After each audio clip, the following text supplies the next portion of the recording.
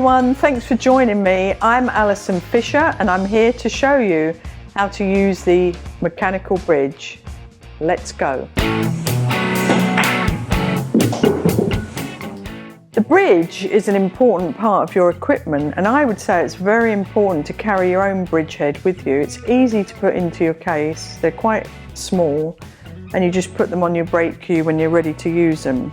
I carry the London bridge and I like it because it's a nice cross here, it keeps the cue going nice and smooth in a nice straight line, and it's not too elevated like some of the bridges that you see in pool rooms for certain shots, but it can be elevated when you need it.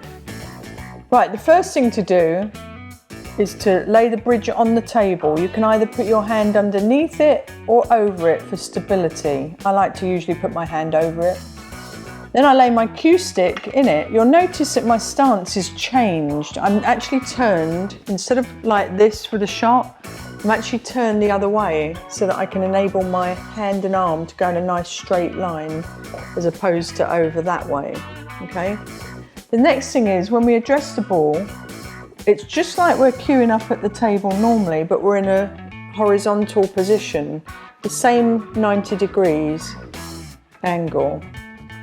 Okay, so that's so that we can move the cue in and out without any obstruction.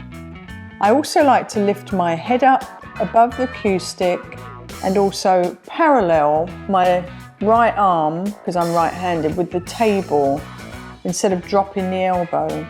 So it keeps us in all good habits here. Then the cue stick, this is a matter of opinion, it doesn't matter which way you do it as long as you can cue in a straight line.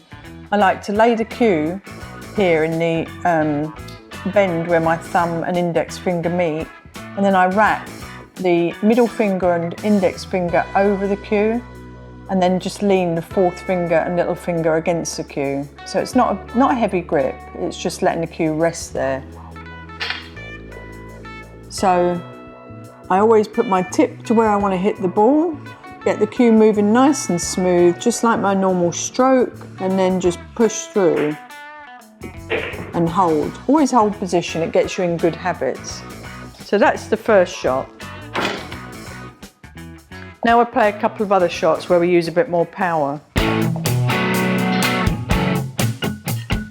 So let's say I need to make the 4 ball and get on the 5 ball, which is up the end of the table, and I want to go 3 rails around the table to get on the 5.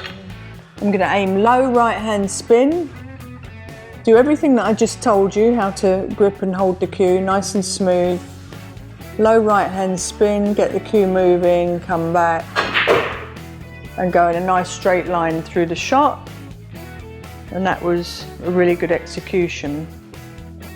I'm sure you'll find yourself in this position sometime or another, but you're having to bridge over a ball now, so I'm going to show you another way to hold the mechanical bridge.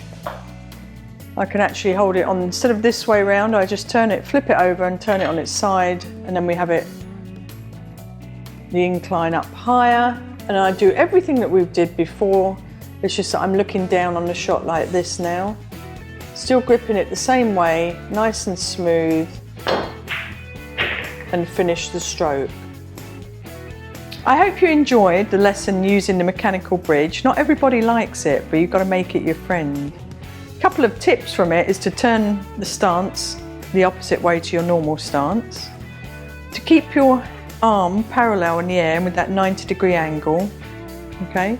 Lift your head up above the cue stick so you can see the tip to the ball and that distance, and then the grip pressure remains the same throughout the stroke, however you choose to grip that cue. I like to put it between the thumb and the index finger and then wrap those 2 fingers, and these 2 fingers lean against the cue. But that's a personal preference. Many people do it different ways.